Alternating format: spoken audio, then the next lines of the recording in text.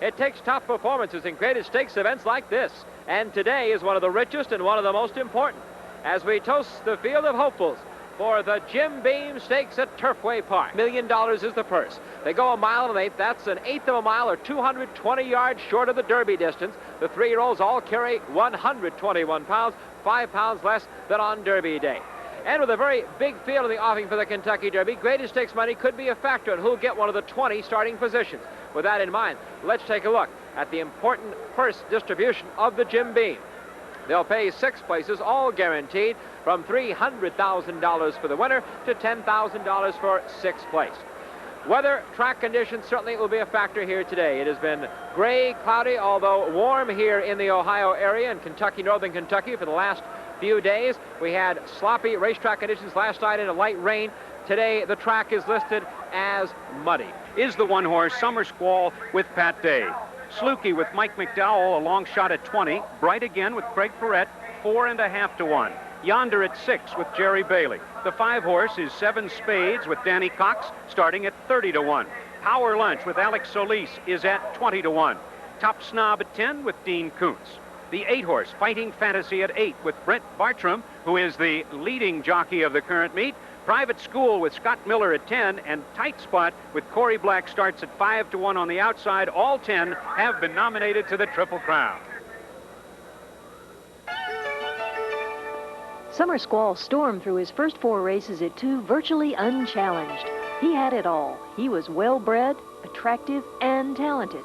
But it was this tenacious and courageous performance in the roughly run Hopeful Stakes at Saratoga that had people talking champion. But before Summer Squall could validate his ability over a route of ground, a hairline fracture of the cannon bone abruptly ended his juvenile campaign and compromised his Eclipse Award hopes. The Stormbird colt wintered well and was training forwardly at Gulfstream Park when adversity struck again. Shortly before his 3-year-old debut, he bled severely following a morning workout.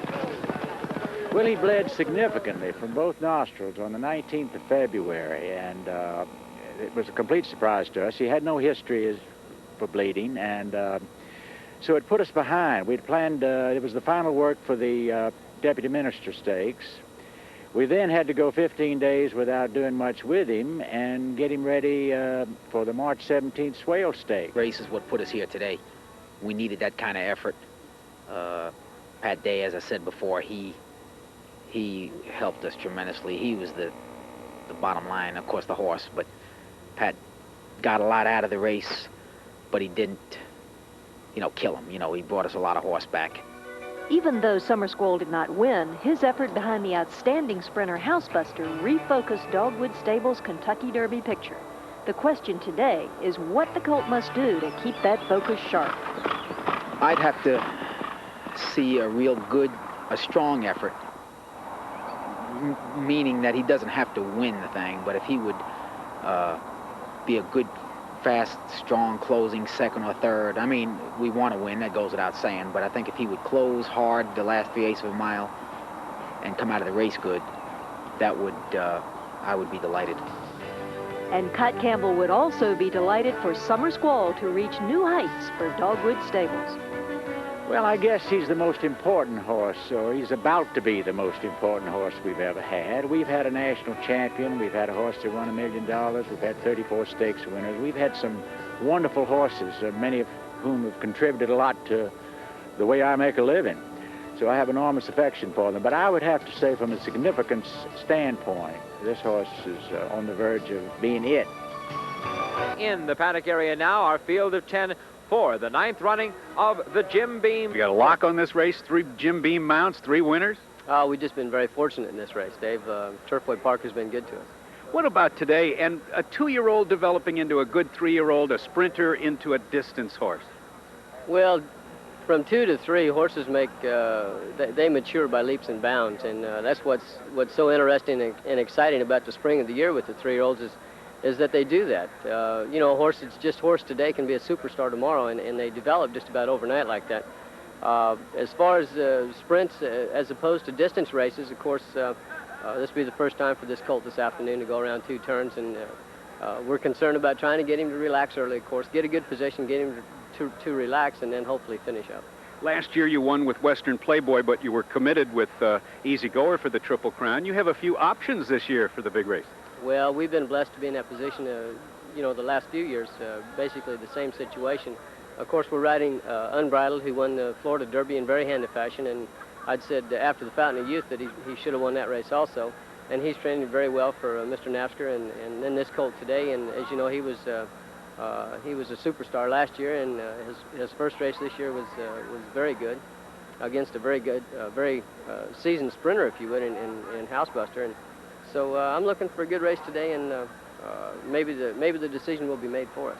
Where do you think you'll be laying? Who do you fear? Well, of course, a racetrack like this, you got to be concerned with all of them. Inevitably, there'll be a horse that jumps up and really relishes the going, and will run possibly better than he would on another day. But I'm concerned with all of them. But I just want to get him away from there in good shape, get down in the first turn in good shape, and then try to get him to settle and make a run. Well, looking at the tote board very quickly, Pat Day looking for his 4th Jim Beam victory. Summer Squall, the one horse, is now at 1-1 here. Strong favorite. Take a look at one or two that we haven't seen so far. Of course, if it's spring and the Derby's coming, you know Woody Stevens has got to be in the picture, and he is here to saddle Yonder, number 4. He won the Remsen as a 2-year-old at this very distance, 1 1/8 miles. Even though he's by the front-running Triple Crown winner Seattle Slew, this big colt likes to come from way off the pace. He was 20 lengths out of it in the Hutchison down in Florida, rallied through the stretch despite a final slow 3/8 of a mile. He got up to be second, and he absolutely never raised a gallop in the Florida Derby. Woody told me a few minutes ago that he just couldn't second-guess himself in running back over that track, so he has him here. Here's Power Lunch. This is one of 2 colts bred by Calumet Farm. He races in their colors. He only just broke his maiden earlier this month. Raced greenly at 2. Wayne Lucas says he's not really a good colt yet, but he may get there. And right now we have to interrupt this broadcast to bring by Fighting Fit. He heads a really strong and consistent local division here. He won the graded Ali Sheba Stakes over Top Snob in wire-to-wire form, and he's got the home court advantage, and it'll be tough. Chris, back to you. All right, Charles, we're going to update you on what this big crowd thinks of the field as we'll take a first look at the current odds here at Turfway Park for the Jim Beam Stakes. And the favorite, as he has been since the morning line opened here, Summer Squall. He is at 6-5 right now. It was 8-5 on the morning line. Sluky at 30. Bright again at 7-1. Yonder, Woody Stevens, horse you talked about, second choice right now at 4-1. 7 Spades, the longest price on the board at 50. Rounding out our field of 10, D. Wayne and B. Wayne and Jeff and everybody else's. Power Lunch at 19. Top Snob at 15. Fighting Fantasy 14. Private School is 18-1. Tight spot with a second favorite along with Yonder at 4-1. Well, Chelsea Candy gave you a look at the thoroughbreds in the paddock. Dave Johnson hasn't had that advantage, but I don't know that he'll need it to handicap the field. Dave? Well, this must sound like a heretic, but I really don't look at the horses in the paddock or the post-parade before I make my selections. I like to get the daily racing form the night before, make my picks, and then fine-tune my wagers, depending on the track condition, jockey changes, or a strong track bias. But, you know, I usually stick with the horse that I picked early. One other thing I like to do is check to see who's wearing mudcocks on a day like today. Very few horses here at Turfway wear mudcocks. No winners wore them today in the earlier races, and none of the horses in the Jim Beam are wearing mudcocks. Now, looking at the field for the handicapping, Summer Squall is obviously the fastest horse by far, but there's no value. He's 6-5 right now, so you got to look for some gimmicks. So I like a couple price horses. First of all, Bright Again, who is making his second start after a long layoff, and Fighting Fantasy figures to improve. He's had a steady upward movement in his pattern since he was a 2-year-old. So I'm using those 3 horses, Summer Squall, Fighting Fantasy, and Bright Again in a small box, but heavier with Summer Squall on top of the 2 long shots. Chris? All right, thank you, Dave. And when we come back, we'll be ready for the post-parade for the Jim Beam Stakes. As Pat Day is up, Summer Squall is on the way to the racetrack. We'll be back with our post-parade right after this.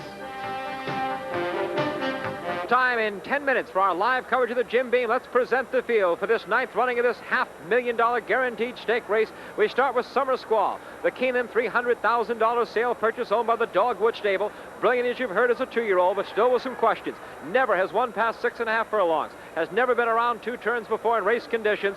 Pat Day is the rider, 3-time winner of this Jim Beam, and Summer Squall, the heavy, even money favorite. The number 2 horse, A chestnut colt, this is Sluky, will come off the pace. 6 of 9 career starts have been over this racetrack. He is at 35 to 1. Michael McDowell, leading stakes winning rider at Turfway, a top rider here 8 times, has the mount assignment. The 3 horse, this is Bright Again with Craig Perrette up. Beat top prospect Red Ransom in Florida at Gulfstream Park to really get a name for himself. He has cashed a check in 8 of 10 starts, has won 3 of his last 4. His first race at Turfway Park at 7 to 1 now with Craig Perrette. The 4 horse from the barn of Woody Stevens, this is Yonder, comes from off the pace, way off the pace. Closed for second in the Hutchinson, making up 5 lengths in the stretch. Unexplained poor performance, running 12th in the Fountain of Youth. The rider for Yonder, the veteran Jerry Bailey, head of the Jockeys Guild, had his best year in '88, won $5.6 million. He is at 9 to 2, the second choice. The number 5 horse is 7 Spades, the longest shot on the board at 60 to 1. Lowest money earned in the field. 3 of 4 starts, though, have been at Turfway, and in his 1 stakes try, he was 4th in the Battaglia. Local rider Danny Cox.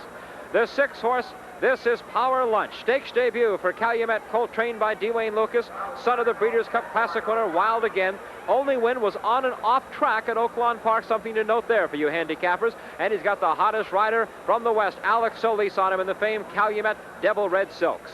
Number 7 is Top Snob. Has run in top stakes company, 4th to stablemate Unbridled in the Florida Derby, making his 11th start. 2nd at Turfway Park last fall in the Ali Sheba. He is at 16 to 1. The veteran down from Minnesota, Dean Coots, the all-time leading rider at Canterbury Downs, is riding. The 8 horse, Fighting Fantasy, a Keeneland sale purchase of $32,000. The September '88 sale was the first Jim Beam nominee because he won the Ali Sheba Stakes at 2. Will be on or near the lead. Won here on a muddy track. Brent Bertram is the rider, a leading rider here at Turfway Park. 13 wins off Jim Bruin's single-season record. The 9 horse is Private School, $19,000 Keeneland sale bargain. Has earned more than $78,000, being held at 19 to 1 by the betting public. Now has won 4 of his last 5, and 3 of those here at Turfway Park. 11th in the Hutchison. He'll run near the front. Scott Miller has won a riding title here at Turfway Park 8 different times. And rounding out the field, the 10 horse is Tight Spot from the barn of Ron McAnally. He has now moved to the second choice at 4 to 1 for the trainer who's come home. In the money, 6 of 7, runs on or near the lead. First time, though, ever outside California. Won the El Cerrito at Santa Anita and was second to the undefeated Mr. Frisky there in the San Rafael. Corey Black, the rider, top young California rider, 5th in the nation last year. Well, that's the field for the 9th running of the Jim Beam Stakes. Summer Squall is the even money favorite right now. To be when the race is over. Bright Again. Today's Jim Beam is only his 2nd start of the year, but in his sophomore debut only 1 month ago at Gulfstream Park, Bright Again disposed of one of last year's top juvenile stars as he handily defeated Red Ransom. In fact, since he joined Rusty Arnold's barn last October, Bright Again has recorded 2 wins and a 2nd. And he's trained very well here at Turfway for today's test. Rusty, who was 2nd in last year's Beam with 7 to 1 outsider Feather Ridge, will ask Bright Again to stretch his considerable speed farther than ever before. But we think the conditions might be just right again for Bright Again to light up the tote board again as today's Budweiser Long Shot. And the lights on the tote board show Bright Again. The 3 horse now at 6 to 1 after opening at 9 to 2. Be a nice return for a Bud Long Shot. Rusty Arnold and a lot of people here think this horse has a big shot today. Has remained the prohibitive favorite, even money. Sluky at 40. Bright Again 6 to 1. The Bud Long Shot. Yonder at 9 to 2. Woody Stevens now the 3rd choice today. 7 Spades at 70. Then it's Power Lunch from Dwayne Lucas's barn at 20. Top Snob 17. Fighting Fantasy 15. Private School at 20, and Tight Spot is the 3rd choice from Ron McAnally at 4 to 1. Well, how is this race going to be run today? Well, you can check your daily racing form and get a look at past performances for a guide, but we wanted to use some expertise here at the track with Cliff Gilliams, their track man for the form. He'll give you an idea of how he thinks the Jim Beam will be run coming up. Well, I don't think there's any way that you're going to keep Bright Again off the lead. I think that from the number 3 post with Craig Perrette, I think that he'll get the lead. His quality going 2 turns against this kind of competition and may be suspect, and I think that's what Rusty Arnold's going to find out today. Possibly the 2 horses that are in the best position, Summer Squall on the rail in post 1 with Pat Day. He's a good mud horse, considerable class. He's won races all over the country. I think that the weather will be in his favor from the standpoint it's a cool day, and the LASIK should help him here to where he'll have no discomfort. On the far outside in post 10 is Tight Spot. I like this horse from the standpoint he has good tactical speed. He can be ridden from off the pace. I think from the national standpoint, running second to Mr. Frisky, we'll find out how tough Mr. Frisky is. This could be a barometer to how well Tight Spot fares today. Late runners Yonder. I think the track will favor him because last night horses were coming from way back, and I think Woody will want this horse to come from considerable ways back. So I think the final 3/8 of a mile, you want to be 1, 2, 3, 4 when you get to the 3/8 pole. We'll find out from there. That horse is closed, and they kind of like Yonder from Woody Stevens' barn all of a sudden. They've shortened his price up because he does want to close. He needed that pace in front of him, which he gets today.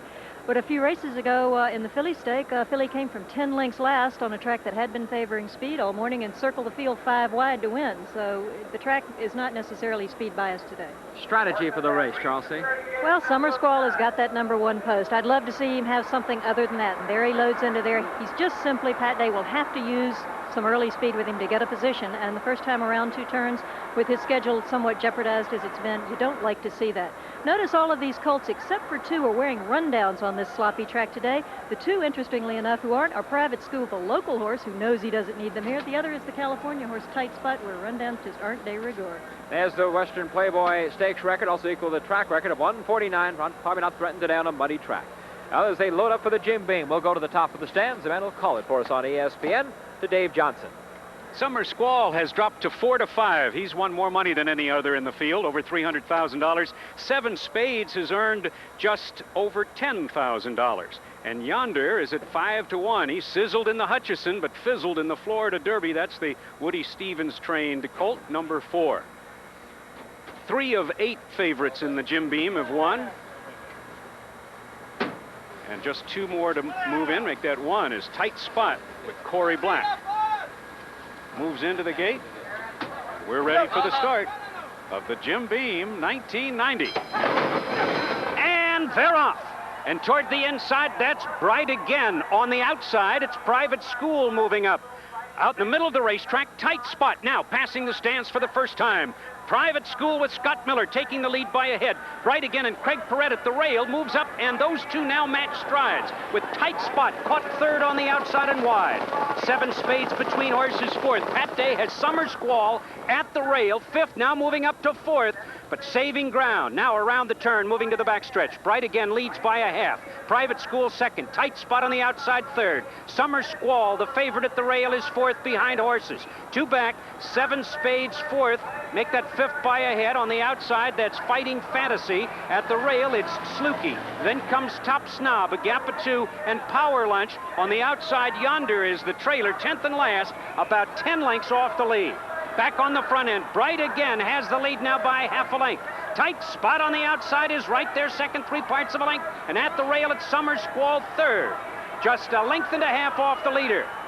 Fighting Fantasy has moved up into 4th position along the inside. Sluky, and Private School drops back. The half in 46 and 3/3 in 111 and 2. Midway on the turn.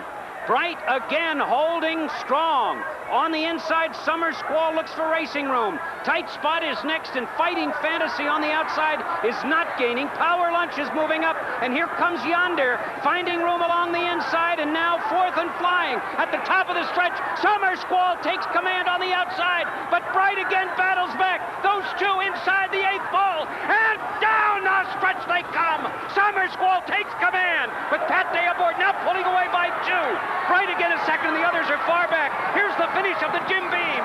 Summer Squall by 2.5. Then it's Bright again by 7, and 3rd under the wire, Yonder. The final time, a very good 149 and 2, considering this off track. So Summer Squall is now the co-favorite for this year's Kentucky Derby.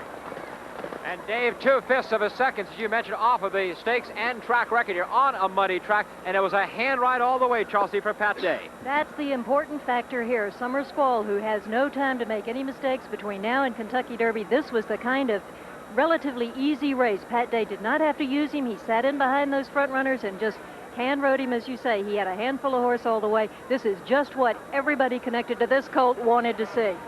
And here he is, Summer Squall. Dave Johnson's just labeled him, along with Mr. Frisky in the West, co-favorite for the 116th Kentucky Derby.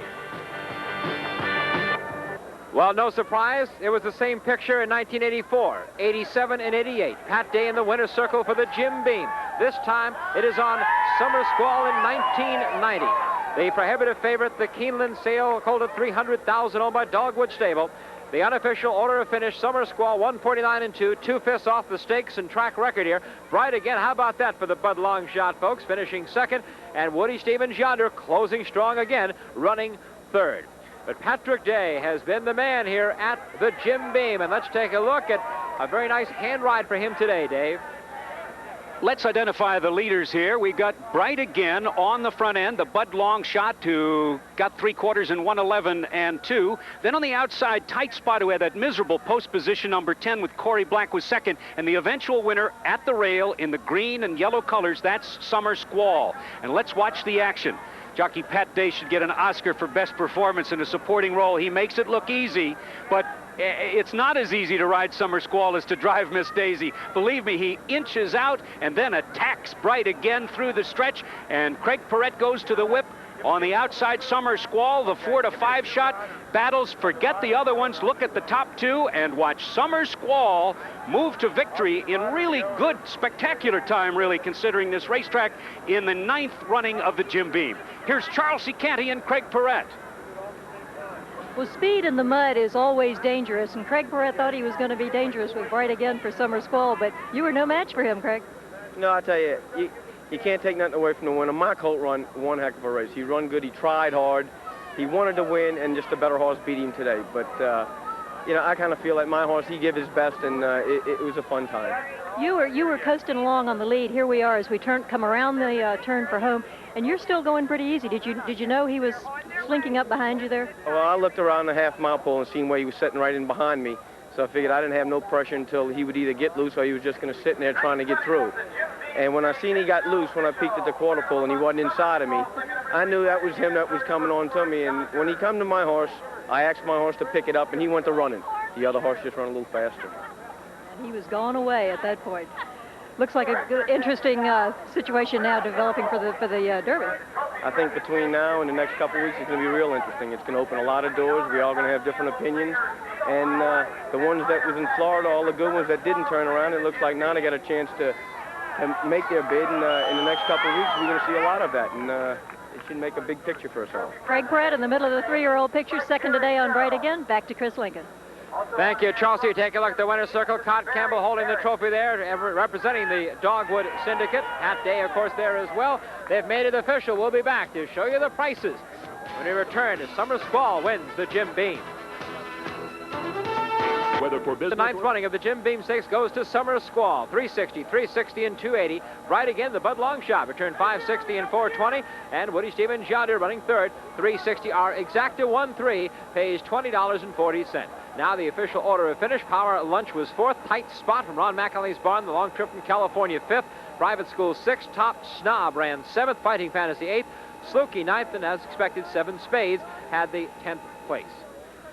Hey, you take a look. Gary Wilford, the slimmed-down racing secretary, lost 80 pounds. We're proud of Gary in the middle there with Neil Howard, the trainer, and Pat Day, the winning rider. And with us now is Cott Campbell, the master of Dogwood Stable. Cott, that's a full winner's circle down there. How many members of this Dogwood Syndicate? Well, 28 people own the horse and 4 other horses, and about 10 or 12 of them are here today, and they're in a very good mood. Well, Cott, you have a big smile, too, and a sigh of relief, I'm sure. I really do. This meant so much, and for him to run this sort of race, 2 ticks off the track record on this kind of racetrack, first time going 1 mile and 8. You know, we've always thought this was an outstanding horse, but he pretty well proved it today, I think. We're absolutely delighted. Cott, what's the next step before the Derby? We'll smoke it over and I think really make a firm decision on Tuesday, but I would say 80% chance that we'd go to the Bluegrass. There are a couple other options, but I think that makes a lot of sense. He'll probably need one more, but we will wait till the smoke clears, analyze the race, talk to Pat, and decide Tuesday for sure. All right. Cott, we want to talk to Pat right now, too, with Charles C. Canty. Pat Day, we've got to stop meeting like this. This is 4 straight years you've been in the winner's circle after the Jim Beam, but this one really looked easy. Well, this colt just ran a very powerful race today, Charles. I was, excuse me, I was in a little bit of trouble down in the first turn. But after that, it was pretty much just pick my spot. I was following Bright again. you'll notice he broke good, but he just didn't break real sharp, and it took him a while to get his feet under him. And I was afraid about getting shuffled back, and I went ahead and shook him up a little bit right here, and then he got to running, and we were getting into trouble in the first turn. But we settled off down the backside, was right behind Bright again, and biding our time. He come off the turn full of run, was able to ease out behind Bright again, and when I asked him to run, he just come on with it big time. He was trying to run. Now, they were still going around the clubhouse turn here, but when you get straight down the backside, Pat, this colt's neck was bowed into his chest. He was just full of run. Yeah, that's. I would like to see him just a little bit more out of the bridle, but if you recall the races that he won at Saratoga, at least the Hopeful, he was not quite like that, but he was dying to run coming off the turn, and I mean, he's there, and he's a handful of horse, but he's not uncontrollable, you know, if you understand what I mean, and just waiting for a place to drop his head and ask him to run, and he comes on with it in fine fashion. Right, well, he had to. There you see him isolated in the left-hand corner of the screen, and that's how the field looked. You're tucked in right behind the two leaders now. Now, at this point, I was a little worried about you getting into some kind of trouble here. Bright again's on the lead. We didn't know if he could go all the way. What if he'd stopped in front of you? Did you consider going outside at all? Well, I've been riding with Craig Perrette for a long time, and he's a very handy rider. I know he was saving something for the stretch run. I see him keep peeking over his shoulder looking for me, I'm sure. And when this boy on the outside, in the middle of the turn, Corey went to ride, and I knew he was done, and all I had to do was wait for him to drop back, ease out, and ask my horse to run. So I was really never worried at any time. Right, now here you hook up head and head with Bright again as they turn into the stretch. And this is where Neil Howard, I'll have to tell you the compliment he paid. He said, this is where I really count on Pat because he brings me a lot of horseback. You just took the measure of him and then get just enough out of him through the stretch to give him. Well, this colt kind of comes out of the bridle just a little bit when he gets in front. As you can see, one ear keeps slipping up there, and he's responding, but he's not all out right here. And I wanted the race to do him some good. I think he certainly showed us that he can get around 2 turns and done it in just racehorse fashion. Put himself right in the front of the picture. Pat Day, thanks a lot. Great ride. Thank you very much. Bye. We'll go back to Chris Lincoln. And at Garden State Park, let's join Keith Jones for the stretch call there. On the outside, Dr. Bobby A right there third. Smelly looking for daylight. Smelly looking to move up between horses from fourth. They turn for home, Fighting Notion to the front. But here comes Dr. Bobby A charging hard inside the final eighth. And Dr. Bobby A is rallied to take the lead, and he's drawing away. Dr. Bobby A by 3. Dr. Bobby A by 4. Smelly is second best today. Dr. Bobby A drawing away to win the Cherry Hill Mile decisively. He's got it by 6 on Thank you, Keith. An upset there. Dr. Bobby A knocking off Smelly. Had won 3 stakes races, won the Tessio by 10 in the slot, but he never got the lead today. Smelly running second to Dr. Bobby A. Nasty Charger was third. That's the Cherry Hill Mile. Dave, your comments. A lot of fun coming up this summer. Baseball's back, Madonna's on tour, the Berlin Wall is coming down, and Summer Squall's going to the Triple Crown. But he'll have to stay on schedule, and if he does, he's going to be reckoned with, because he proved today he can go a distance quickly, carry weight, handle an off track. Now we'll have to find out if he can handle the other 3-year-olds, Chris. All right, Dave, and it was significant, certainly, that Summer Squall of Dogwood Stable. We heard earlier when we came here, well, if it's an off track, he might scratch. He might not run. But as they said, we know that it's gotten to be the time now where either had to show the cards or fold them. Well, he put them on the table. They were aces today for Dogwood Stable's Summer Squall, who now becomes a co-favorite for the Kentucky Derby.